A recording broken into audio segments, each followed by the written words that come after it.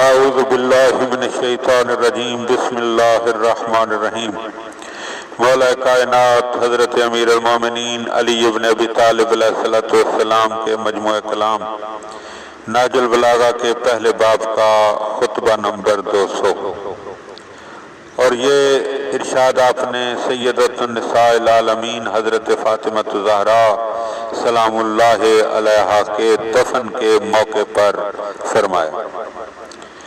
یا رسول اللہ، آپ کو میری جانب سے اور آپ کے پڑوس میں اترنے والی اور آپ سے جلد ملحق ہونے والی آپ کی بیٹی کی طرف سے سلام ہو۔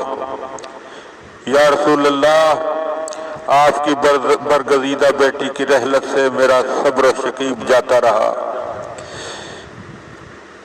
ہمت و توانائی نے ساتھ چھوڑ دیا، لیکن آپ کی مفارقت کے حادثہ عظما اور آپ کی رحلت کے صدمہ جانکاہ پر صبر کر لینے کے بعد مجھے اس مصیبت پر بھی صبر و شکیبائی ہی سے کام لینا پڑے گا۔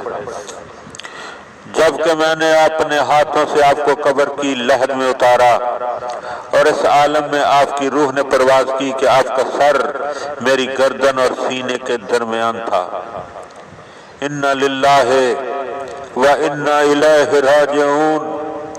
اب یہ امانت پلٹا لی گئی، گروی رکھی ہوئی چیز چھڑا لی گئی، لیکن میرا غم بے پایاں اور میری راتیں بے خواب رہیں گی، یہاں تک کہ خداوند عالم میرے لیے بھی اس گھر کو منتخب کرے جس میں آپ رونق افروز ہیں۔ وہ وقت آ گیا ہے کہ آپ کی بیٹی آپ کو بتائیں کہ کس طرح آپ کی امت نے ان پر ظلم اٹھانے کے لیے ایکا کر لیا۔ آپ ان سے پورے طور پر پوچھیں اور تمام احوال و واردات دریافت کریں۔ یہ ساری مصیبتیں ان پر بیت گئیں، حالانکہ آپ کو گزرے ہوئے کچھ زیادہ عرصہ نہیں ہوا تھا، اور نہ آپ کے تذکروں سے زبانیں بند ہوئی تھیں۔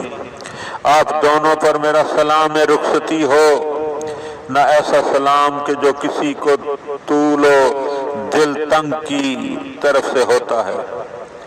اب اگر میں اس جگہ سے پلٹ جاؤں تو اس لیے نہیں کہ آپ سے میرا دل بھر گیا ہے، اگر ٹھہرا رہوں تو اس لیے نہیں کہ میں اس وعدے سے بدظن ہوں جو اللہ نے صبر کرنے والوں سے کیا ہے۔